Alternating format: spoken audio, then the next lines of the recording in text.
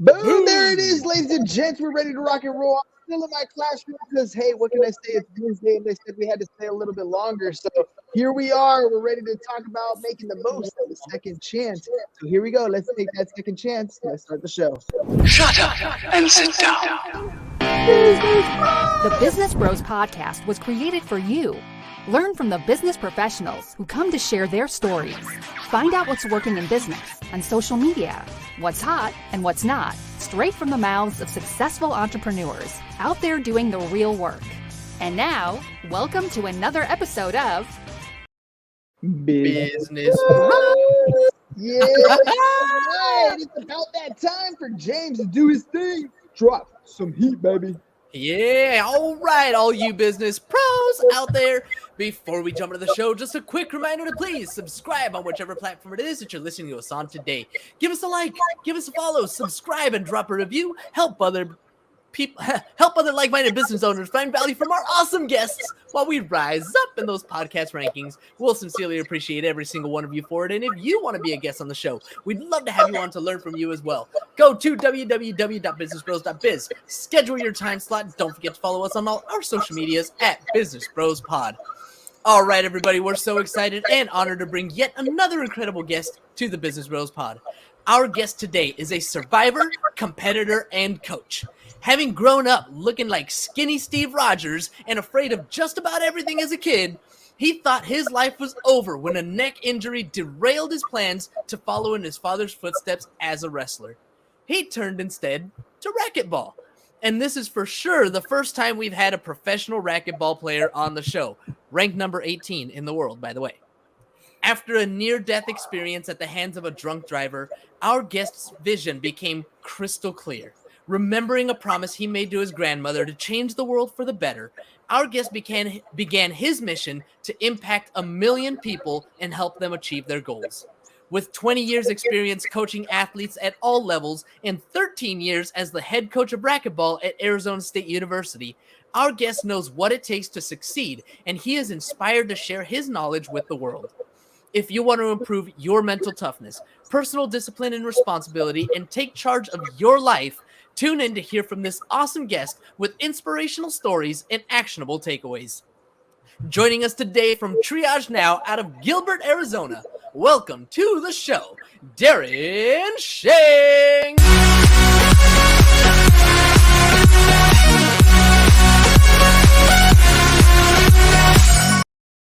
All right, Darrin, it's time, my friend. How'd you like that intro? James is on fire with those things, right? That was awesome. I should have had you introducing me for every racquetball match I ever played. That would have got your energy up, huh?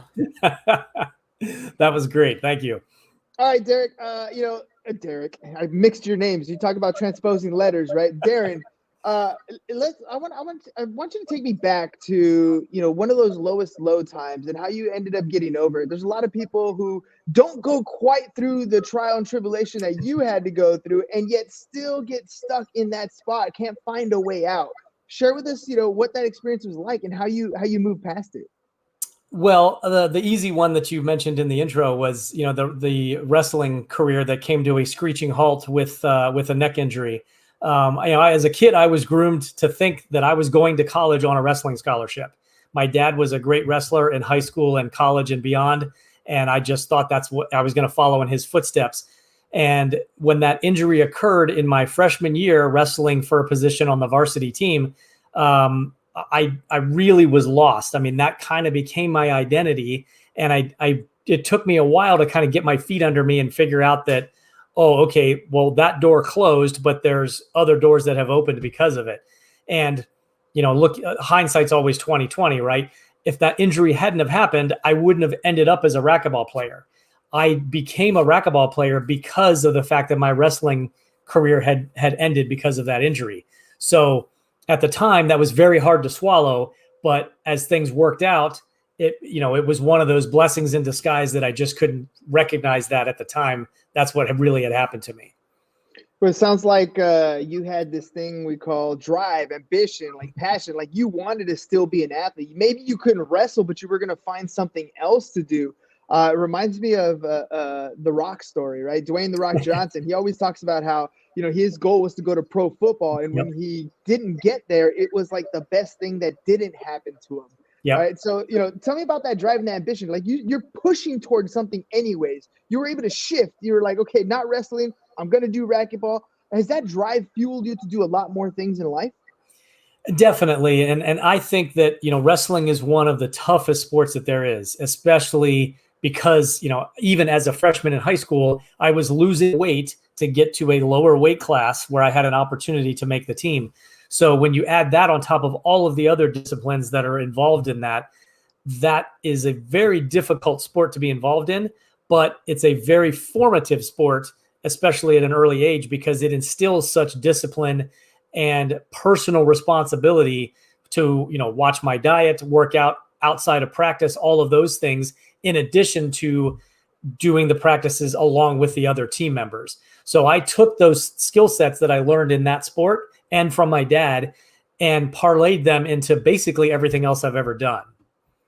You're talking about routines, right? Something that you're just part of your day. It's something that grounds you. My routine in the morning, 240 push-ups, 200 sit-ups, 6-mile run, like that's my routine. And while I'm in that moment, while I'm running, I'm thinking about what my day is going to be like. I'm thinking about what things I need to accomplish for the day. I'm setting like a standard or the goals that I need to attain for that day. There's a lot of clarity that happens when you have some of these routines that are grounded.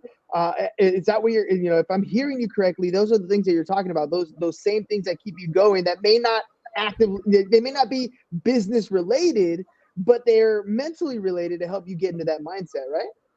Definitely. I'm a big advocate of a to-do list, and I do mine the night before. Unlike you, I don't particularly like to work out in the morning. I find that I do my best creative work in the mornings. So I will go to a coffee shop nearby my house, put on my headphones, and sit and write for an hour. That's the best way for me to start my day. But I have previously, the night before, wrote a list of the things I need to do, some of them work things, some of them personal. And as soon as my creative session is done, I'm grabbing the to-do list and I'm getting to work. For me, that has been a really good productivity trick. Are you, help me elaborate on what you do exactly now today. So that was the past, all right, pro racquetball player. We had to go through some troubles. You had a near-death experience, right? Speaking of some troubles, and how did that bring you to where you are today? So I've been with Triage now since day one, which was about 9 years ago. We are a telephonic nurse triage service, which for those of you out there that employ anybody, you have to have workers' comp coverage. If you have injuries, you outsource the liability of making medical recommendations to our company. And we also do all the documentation that facilitates the insurance carrier, the clinic, everybody that's involved being up to speed day one, hour one of that injury occurring. So I sell that service nationwide to companies large and small. My experience with the drunk driver incident was kind of a catalyst to get me front and center doing something that I've always been interested in, but never actually pursued. In my day job at Triage now, I do a lot of presentations. Once in a great while, I get the opportunity to be a panel expert or a speaker at a conference, for example, but I've never pursued the true definition public speaker role that I've always been interested in until after that crash. I felt like I dodged a bullet. I was granted some more time here on earth, whether that was the hand of God or the universe or however you look at those things. And so to honor that, I have pursued something that gives me an audience to share some of the things I've learned over the course of my life and hopefully shorten the learning curve for others. Talk to me about that clarity right there. When you're describing is that moment of where I have a vision of what I want to do in life, right? You wanted to help people. You knew it was something like that, but until you experienced this type of near-death experience, that gave fuel to your story. That gave fuel to your passion. How has that changed the way you present to your clients and potential prospects? Well, I always refer to the company as my company, but my name's not on the door, right? Like I said, I've been there since day one, and I've always had that level of involvement and dedication to what I do. But when that crash occurred, I have so much more gratitude to the life that I have and the opportunities that I've been afforded. And I think when I share what my company does and how it helps people, and not only the employees, but also the employer, I have the luxury of selling a service that is truly a win-win for everybody. And I think my gratitude and my, thankfulness to still be here kind of shines through sometimes, where I just anecdotally, some of my people who were prospects that are now clients share with me that, you just seem like you love what you do. You're really passionate about it. And I just felt like you were the person that I wanted to partner with instead of your competition. So I think those things kind of mesh together nicely. There's so many people in sales positions that they have a hesitation with learning a script and talking to clients or potential prospects, because I don't know what to say. I don't really, and I think a lot of it stems from, I don't really believe in what my product is, and I don't really believe in what it's doing for other people. I know it's good and I know it helps people, but I just don't have that passion behind it. I think prospects and potential clients feel that. They understand that. What you're describing is a whole different type of engagement.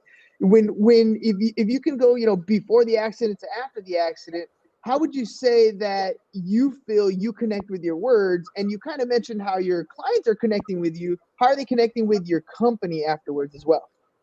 So I think the big catalyst for me was when I started pursuing public speaking on my own. It made me a better presenter in my day job. And so now when I get to be a panel expert or speak at a conference for my role at Triage now, I can convey that message a lot better because I've had so much more practice on the other side of the coin, which would be me as a public speaker outside of my day job. And so that's how I've really kind of brought that skill into my work life and convey my, like you said, my engagement and my knowledge of what we do and how it benefits everyone a lot better than I used to before.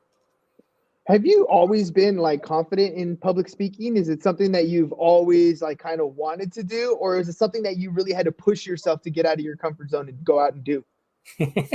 I'm a weird combo of I love being in the spotlight, but I have a little social anxiety as well. So those things right here, same. They're very, they should be opposites, right? But when I take a personality test, I have scored in the 99th percentile on extrovertness, right? So if there's 100 people in the room, there's only one guy that's happier about being on stage than I am. Wow. But the other side of that is that's with things that I'm passionate about or knowledgeable about.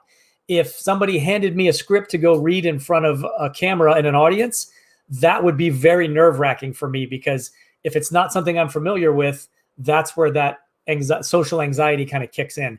So I love doing things like this, but we're talking about things that I'm very familiar with. So it's easy for me. If you handed me a script ahead of time and said, here, I need you to read these 3 paragraphs as the intro to the podcast, I would have been very nervous about that for sure.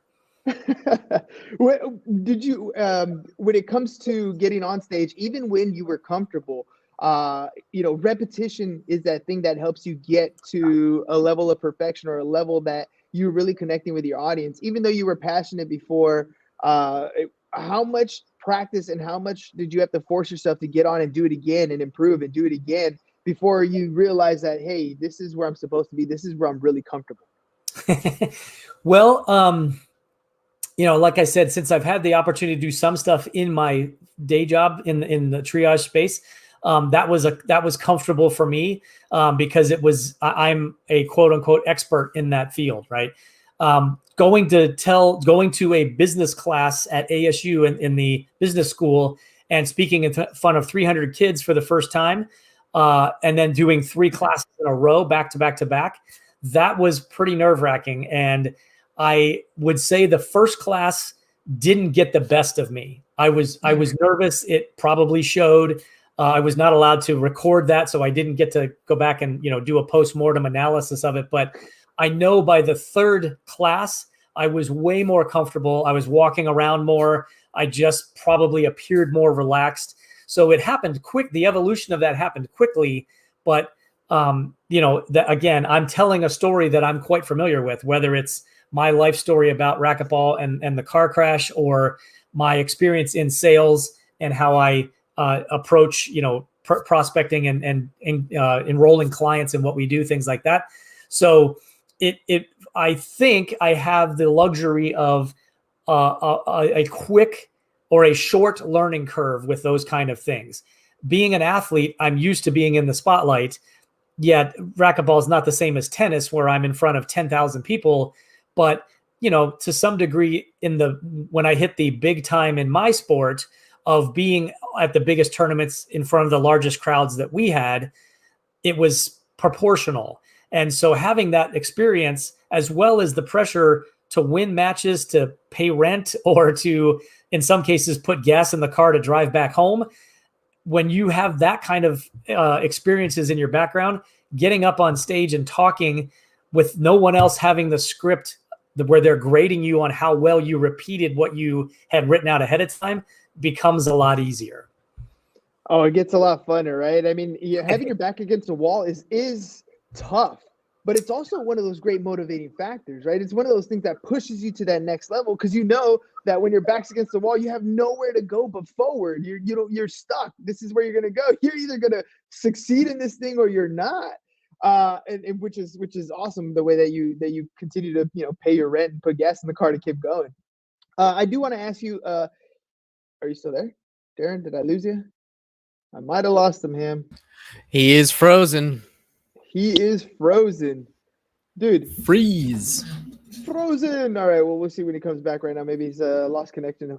He'll hop back on, dude. And it's funny that we're talking about his public speaking, because we were just talking about this yesterday, about the fail as fast as you freaking can, right? Like get out there and fail as much as you can.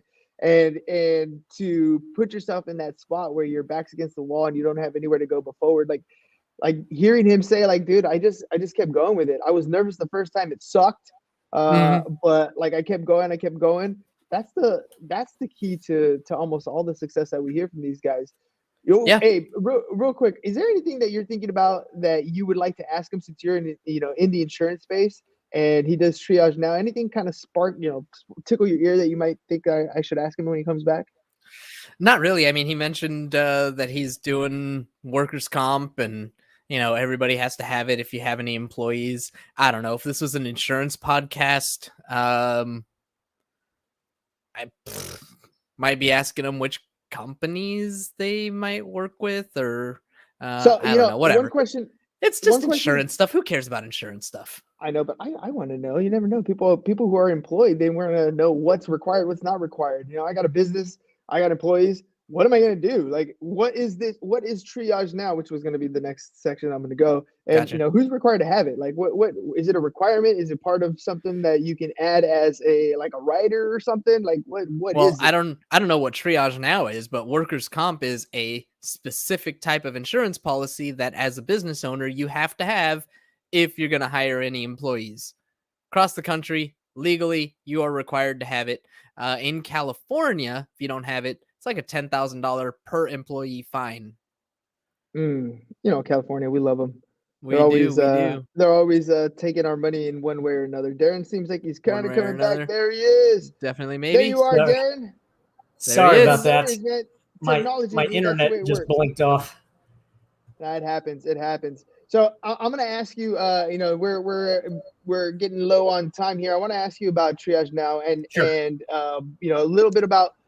You mentioned it had to do with workers' comp, and is it something that's supplemental to something like workers' comp, or is it something that we can add as an extra benefit? Tell me a little bit about what you guys offer. So what we do is the precursor to the entire work comp process.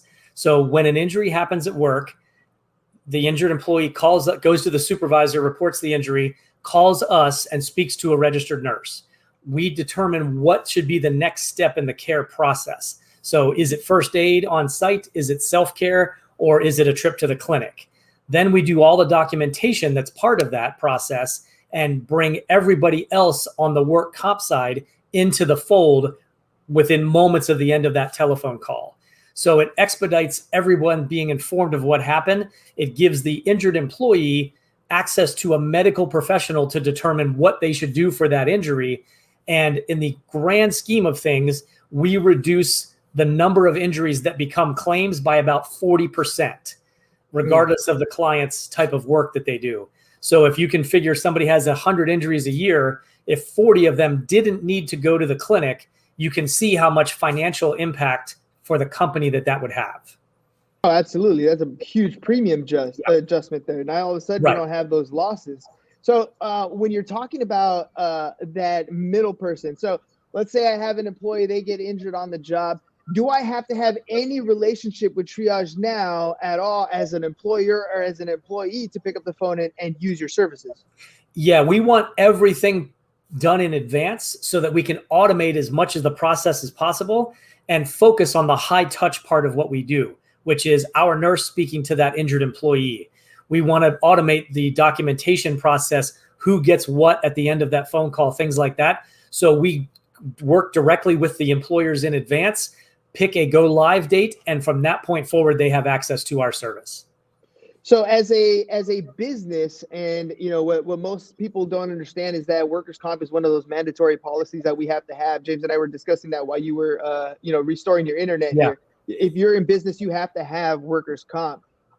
Is it something specific that we have to go through? Like, do we go just to you directly to get those policies written? Or is that something separate where we're not writing directly through you? Yours is a third-party service that we add on top of our workers' comp policy.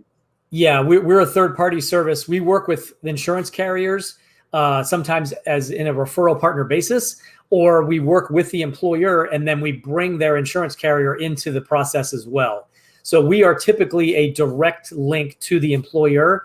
And again, we wedge into the very front of the process, at the front of the line, ahead of the insurance company and the clinics and everybody else that's involved in the injury care process. That's a huge win for employers. And it makes me wonder, I didn't know that a service like this existed. I didn't know if it was, it's something where, you get a workers' comp policy. Oftentimes you end up getting a workers' comp policy, and it's not because you plan on having injured workers. You do it because if you don't, you're going to get a fine. So we don't think about, that additional process to minimize, the loss. Will having a service like yours maybe mitigate the premium cost of having a workers' comp? It certainly can, because again, back to my analogy of 100 injuries a year, if we took 40 of those away, that is a huge plus for the employer. It's less expense for the insurance carrier. So that is where it's the win. Again, it's the win on both sides, right? The insurance carrier is paying out less money for unnecessary claims. The employer is having less injuries become claims. It helps protect their XMOD score, which also factors into their overall work comp policy costs. So anytime we can keep an injury out of the clinic when it isn't medically necessary, we don't not provide care to somebody just to save money.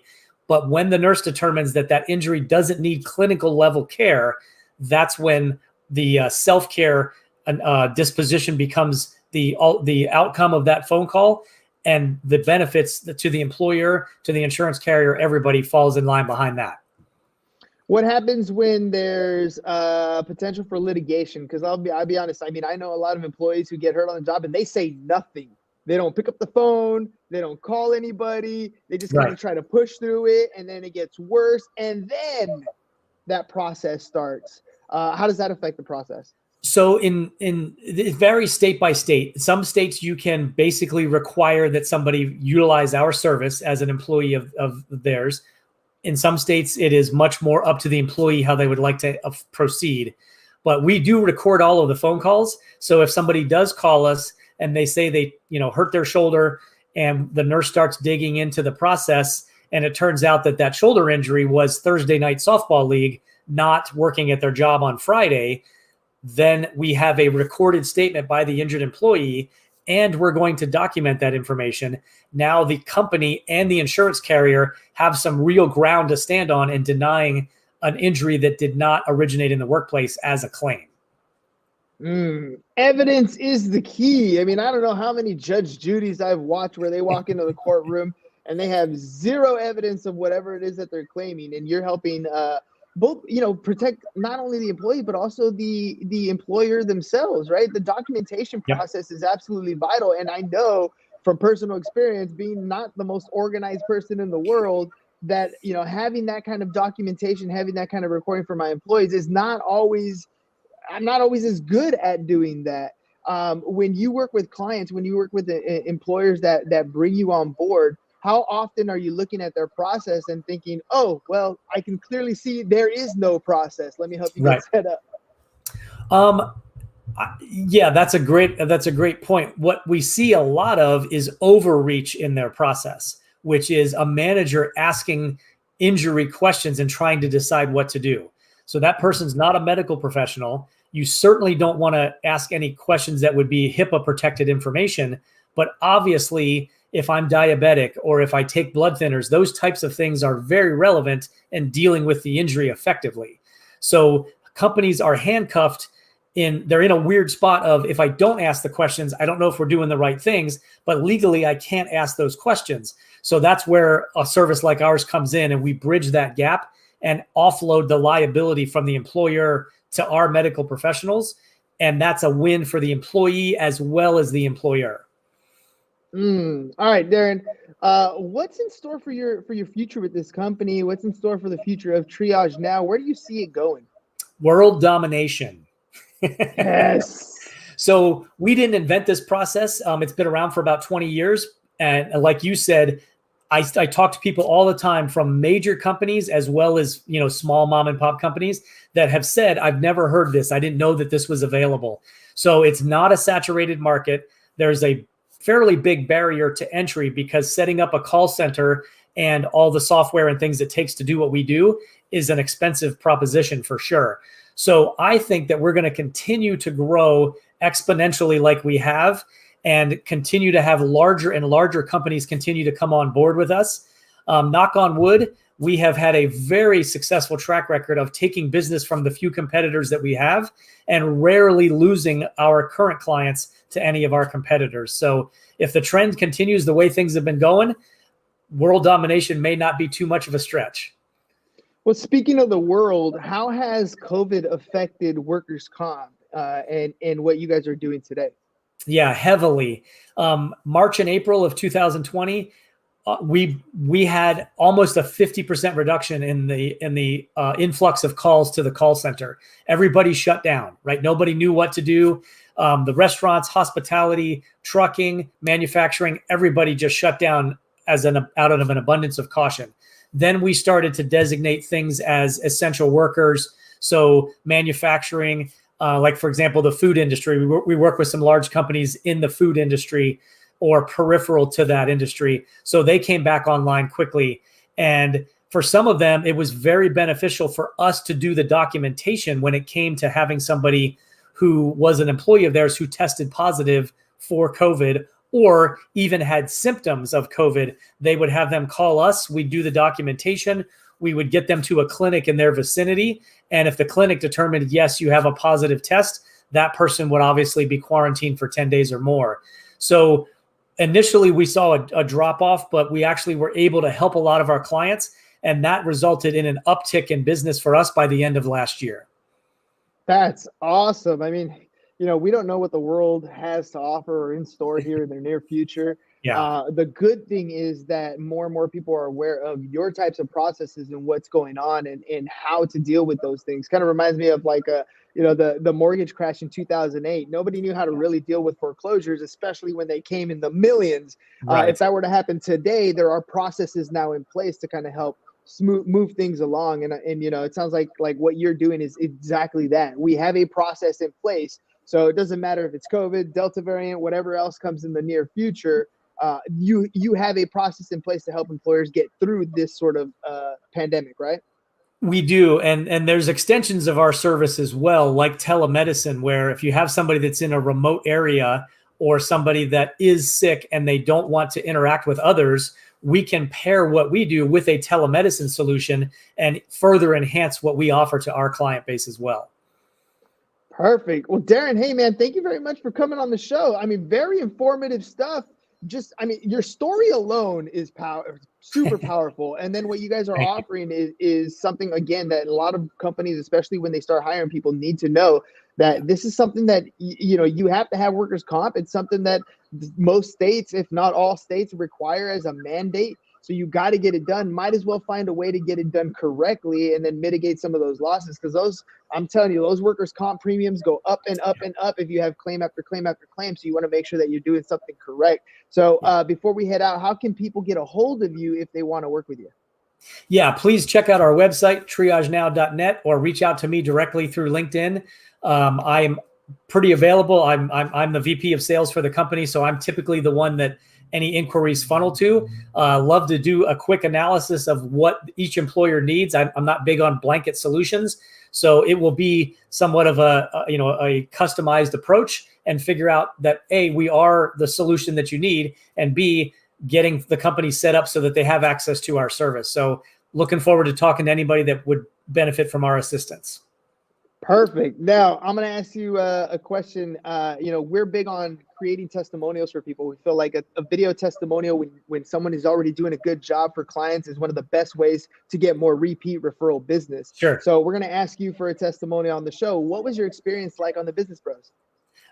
You guys are a lot of fun. I mean, that's a big thing right there. I'm starting to, rack up a fair amount of podcasts that I've done, and you guys are organized, professional, but still make this fun, right? It's not meant to be, just stodgy, scripted out kind of an approach. And so I love the take and the spin that you guys put on it, because I delivered my message, but it did not feel like it was anything more than just us sitting together, drinking a beer and talking about this, even though the three of us are in separate places. So nice work. You guys do a great job. Oh man, I wish I had a beer, but I'm at school. I can't actually do that. They'll get kind of upset. Awesome. Well, hey man, thank you very much, Darrin, for coming on the show. Ladies and gents, that's it. This is the framework that we use to get video testimonials for you and your customers every single day. Because let's face it, you're all entrepreneurs. You're out there doing great things for your clients. And when you do, they talk about you. The problem is they only talk about you for about 5 minutes and then it's over. So we want to make sure that we capture those video testimonials and put them to work for you. Get them on your Facebook and start marketing on social media, start doing paid ads, start using them as email campaigns for that prospect that's on the fence, so that they hear from not just you how well a job, but how well your customers are feeling with the experience that you're providing for them. So make sure you guys check out businessbros.biz/testimonials.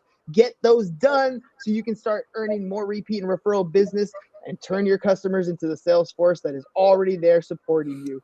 All right, ladies and gents, Darrin, thank you very much for coming on the show. Ladies and gents, make sure if you have employees, you need to check out what Darrin's offering here. Triagenow.com. Go get at least a consultation. Get somebody to look at your stuff. You don't know how much money you're throwing away if you're not taking advantage of people like this on the show telling you that there's a whole other way to do it. Take pressure off your plate. So, Darrin, Thank you very much. I appreciate you taking the time. Ladies and gentlemen, we'll see you again mañana. Tomorrow is my favorite day of the week, SHIT. So happy it's Thursday. We'll see you then. Peace, and we're out. Thanks. Thank you for listening to the Business Bros Podcast. Are you looking to get more clients or to increase your income? Hernan, the Business Bro, can help you generate referrals through the power of podcasting. And James, the Insurance Bro with Pipeline Insurance, can help you effectively add insurance to your existing business.